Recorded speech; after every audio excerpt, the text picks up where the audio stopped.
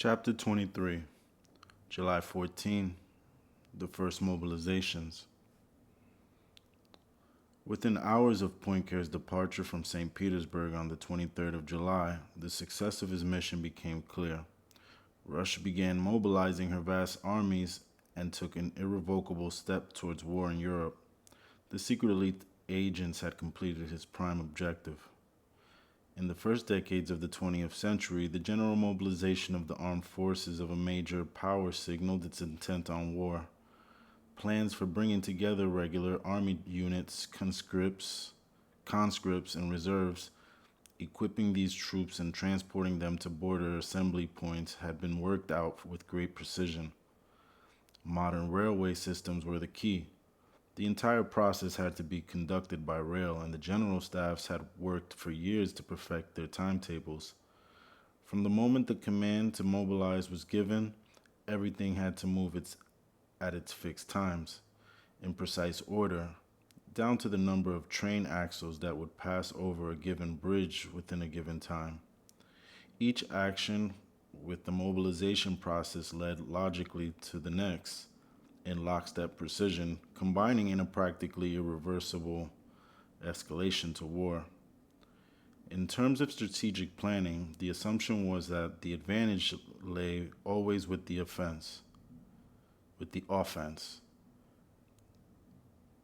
terms of strategic planning, the assumption was that the advantage lay always with the offense, and that speed was of the essence. European leaders believed that a 1 to 3 day lead in mobilization was militarily significant for the course of war, leaving vulnerable anyone who delayed.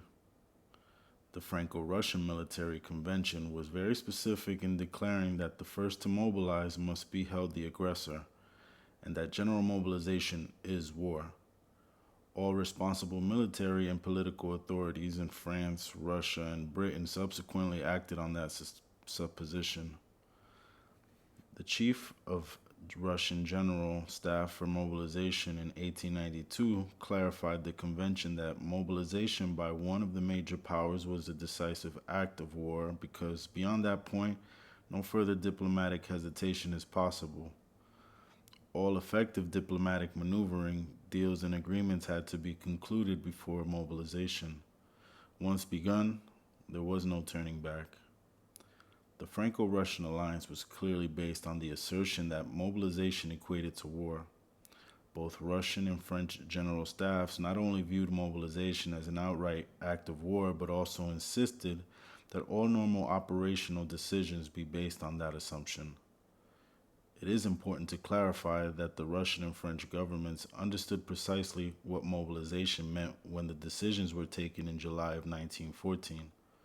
Once the order was given and the machinery for mobilization set in motion, there was little possibility of stopping it. The Kaiser and his military advisors observed the same rule that general mobilization was the first decisive step towards war. They knew that they had no chance but to respond in kind if a general Russian mobilization was ordered. In such a scenario, the moment Germany mobilized in self-defense, the Franco-Russian alliance would be triggered. The French would mobilize to support Russia, and Germany would be faced with war on two fronts. This was no secret. Both alliances knew precisely how the other would react in the event of war. Germany was to be compelled to fight war on two fronts and would be greatly outnumbered by the combining forces of Russia, France, and Britain. The Tsar's army alone was much larger than that of the Kaiser's, though neither better trained nor equipped.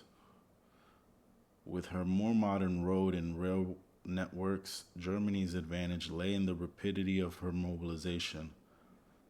In comparison, Russia's military machines were slow, cumbersome, and burdened by inefficiency.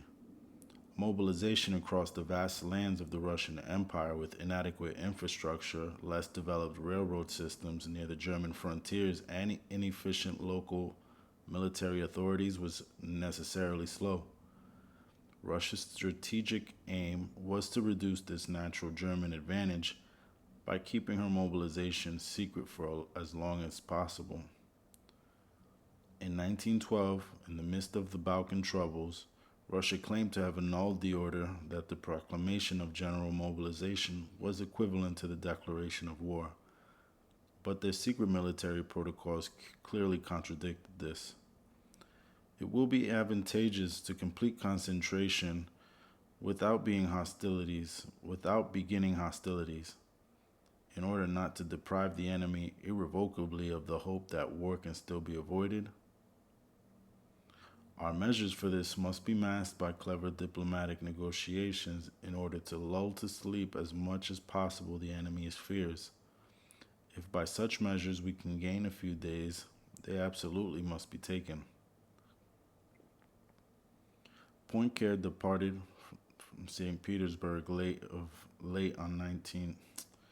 Poincaré departed St. Petersburg late on the 23rd of July.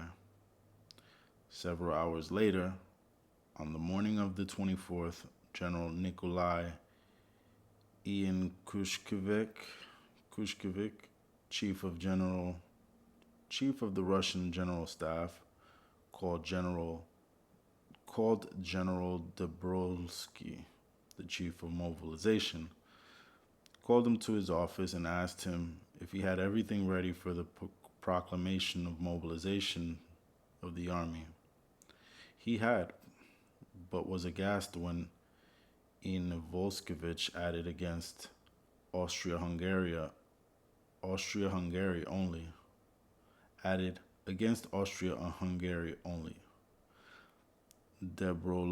Dobrowolski knew that partial mobilization against Austria was a dangerous, impossible folly. It had to be a general mobilization aimed at Germany. At a meeting of the councils of ministers held at 3 o'clock that same afternoon, the 24th of July, the Russians decided to mobilize 1,100,000 men in the four southern military districts of Odessa, Kiev, Moscow, and Kazan, together with both the Baltic and Black Sea fleets. The Tsar further agreed that preparations should be made for the mobilization of 13 army corps at a date to be determined by Sazonov. The Minister of War was authorized to proceed immediately to gather stores of war material, and the Minister of Finance directed to call in at once all Russian money in Germany and Austria. This, remember, was still the 24th of July, the day before the Serbian reply was due for submission.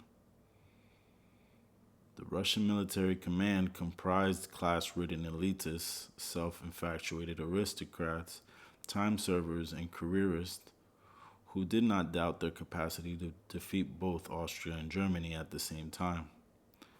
Undeterred by the stupidity of changing their chiefs of the general staff 6 times in 9 years, they firmly believed that Russia was ready for war and bound by her word of honor to France to move against Germany.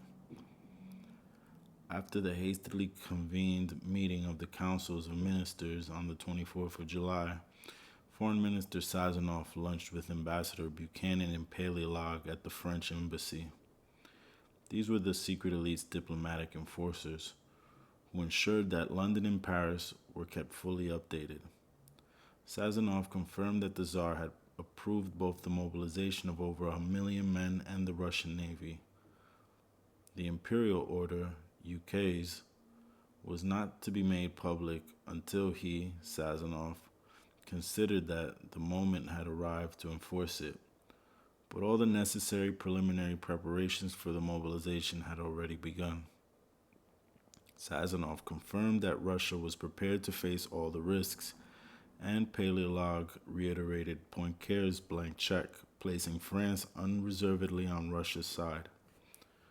Poincaré had explicitly instructed Paleolog to reassure Sazonov by prompt and persistent promises of French support.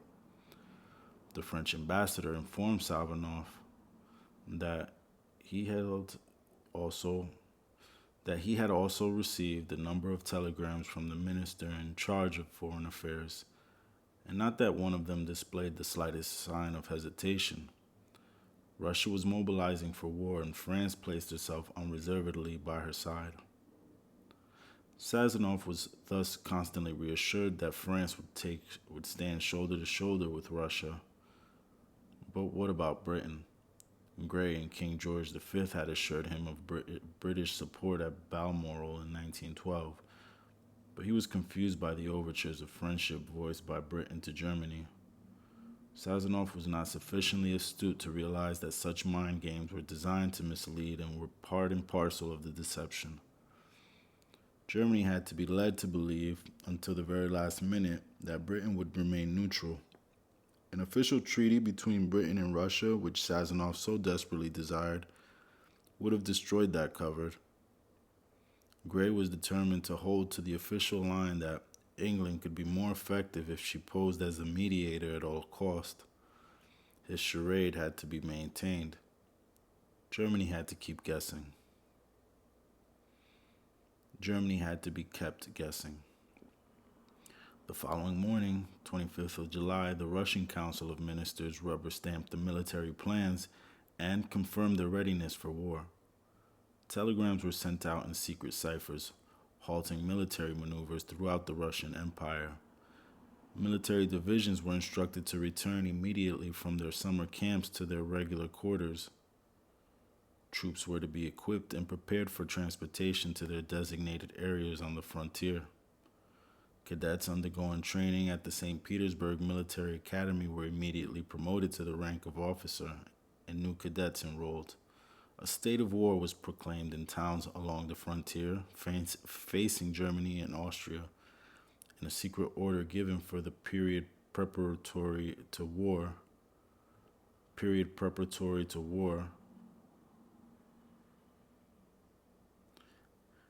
A state of war was proclaimed in towns along the frontiers facing Germany and Austria, and a secret order given for the period preparatory to war. This enabled the Russian military command to take extensive measures for mobilization against Germany without a formal declaration of war. Meanwhile, on the diplomatic front, ambassadors in charge of the affairs, ministers, and imperial officials continued the pretense that they sought a peaceful resolution to the Austro-Serbian crisis and bought precious time for the military. Russia had begun a secret mobilization in incremental stages before the Pasic government in Serbia had even responded to the Austrian note. Sir George Buchanan urged Sazonov to be cautious lest Germany got wind of the mobilization, reacted immediately, and Russia was portrayed as the aggressor. Buchanan did not suggest that Sazonov should stop the Russian mobilization, far from it, but urged him to keep it well hidden from German view. It was important that the mobilization be as far advanced as possible before the Germans became aware of the military buildup on their frontiers. Furthermore, the secret elite in London needed to be able to portray Germany as the aggressor to entice Germany into firing the first shots, and so avoid a situation where Russia could be blamed for starting the war. At all costs, blame had to be laid at Germany's door. The British public would never accept war unless Germany was seen as the aggressor. This absolute conviction became Britain's diplomatic mantra. Although Buchanan later denied it, the French ambassador Paleologue even went so far as in his memoirs as to recall Buchanan telling him, "Russia is determined to go to war. We must therefore saddle Germany with the whole responsibility and initiative of the attack, as this will be the only way of winning over English public opinion to the war." The secret elite and their agents knew exactly how the unfolding events would have to be manipulated to dupe the British public. Sir Edward Grey stubbornly insisted throughout the whole crisis that the Austro-Serbian dispute did not concern him. This lie went unchallenged. He chose to distance himself and the Foreign Office from what transpired in Vienna and Belgrade and its impact on St. Petersburg. By making no parliamentary references to events in that part of the world, he hid the secret elite's diplomatic incitement to war behind a screen of apparent lack of interest in the Austro-Serbian conflict. He consulted daily with Sir Arthur Nicholson and had a powerful anti-German ally in Sir Erie Crowe. These two almost outbid each other in their distaste for Germany and their indulgence of Russia. Gray's minders never veered from the secret elite doctrine. Inside Gray's foreign office, the Empire loyalists behaved like a swarm of Jesuit zealots pledged to an anti-German inquisition. In sharp contrast, the Foreign Secretary's public stance was of mute disinterest in the events that they expected to lead to war.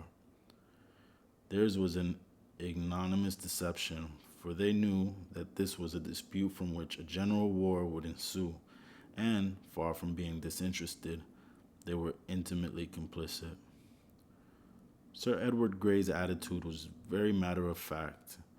In his telegraphed reply to Buchanan on the 25th of July, he accepted that the critical step of Russian mobilization had raised international tension to the next level.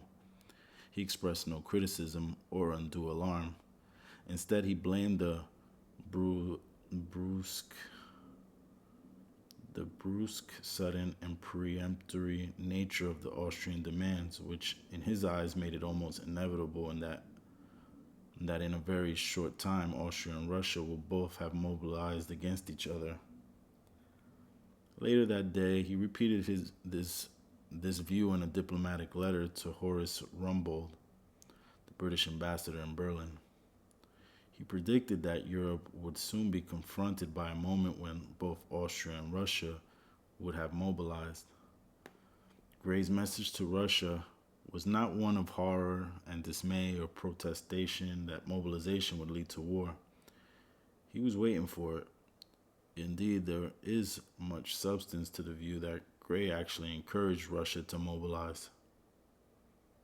Meanwhile, in Belgrade at 3 p.m. on the 25th of July, just 3 hours before responding to the Austrian note, Pasik's government, confident of Russia's military support, announced Serbia's mobilization against Austria. At 9:30 that same night, the Austrians responded by declaring a partial mobilization, some 22 divisions of its army against Serbia. Austria had made it patently clear that in the event of such a mobilization, war would remain localized and no territorial claims would be made on Serbia. She intended to occupy Belgrade until such time as Serbia agreed to all of their demands. This Austrian mobilization was deliberately misrepresented as a direct challenge and a threat to Russia, and the reason for Russian mobilization. That is a ridiculous claim. The Russian mobilization had been agreed in principle before Poincaré left St. Petersburg and before Austria had even delivered the note to Serbia. Another fiction put about was that the Russian mobilization was meant to act as a deterrent to war. What nonsense. It was the first act of war, and all involved knew it. The notion that it could be seen as a deterrent is groundless. They clearly understood that to order mobilization was to cross the Rubicon. There could be no turning back. Maurice Paléologue, the French ambassador, offered an interesting insight into what was happening on the streets of the capital. At 7 in the evening, 25th, I went to Warsaw Station in St. Petersburg to bid farewell to Izvolsky, who was leaving to rejoin his post. Great activity at the terminus, the trains crowded with officers and troops. All this points to mobilization. We hurriedly exchanged our views of the situation and both arrived at the same conclusion. This time it is war. Hour by hour, Russia secretly edged closer to war. On the 26th of July, the Tsar officially approved partial mobilization against Austria. A telegram was dispatched from Paléologue to Poincaré on board La France. It concluded, Russia's opinion makes it clear and it is both politically and morally impossible for Russia to allow Serbia to be crushed. Poincaré's visit had been successful, his mission accomplished. Apart from the outrageous exaggeration that Austria intended to crush Serbia, the telegram confirmed that nothing would stop the Russians moving to war against Austria. That, of course, meant war against Germany, too. Russia's frontier districts adjoining Austria and Germany were put on a war footing as rapidly and discreetly as possible, though Sazonov assured the German ambassador Count Portales that no mobilization orders of any kind had been issued. It was a complex package of lies, deception, and misrepresentation that added up to false justification, deliberate manipulation, and a downright determination to wage war on Germany. Summary, Chapter 23, July 1914, the first mobilizations. By the accepted conventions of the time, general mobilization by a major power was the first act of war. The French-Russian Entente game plan was to ensure that Germany was attacked on two fronts, that is, from the east and west simultaneously. The secret elite's grand plan tightened further when Poincaré and the French agreed in principle with the Russians to joint mobilization during his visit to St. Petersburg. Poincaré repeatedly assured the Tsar and Sazonov of the absolute commitment of France. Any wavering on the part of the Tsar or Sazonov was bolstered by the reassurances from his diplomatic minders, Paleolog, the French ambassador, and Buchanan, the British ambassador. The Russian military were preparing for war and delighted with their French allies. Sir Edward Grey also encouraged mobilization by declaring his calm acceptance of its inevitability, while Buchanan cautioned Sazonov to make sure that Germany did not get wind of what was happening. Buchanan and Grey knew that the British public would not go to war unless Germany was the proven aggressor. The Serbian government mobilized at 3 p.m. on the 25th of July, and the Austrians followed with the partial mobilization against Serbia at 9:30 that evening. Russian mobilization had been agreed while Poincaré was still in St. Petersburg, and the evidence of troops' movements was recorded by diplomats. The Tsar accepted partial mobilization of the Russian armies on the 26th of July.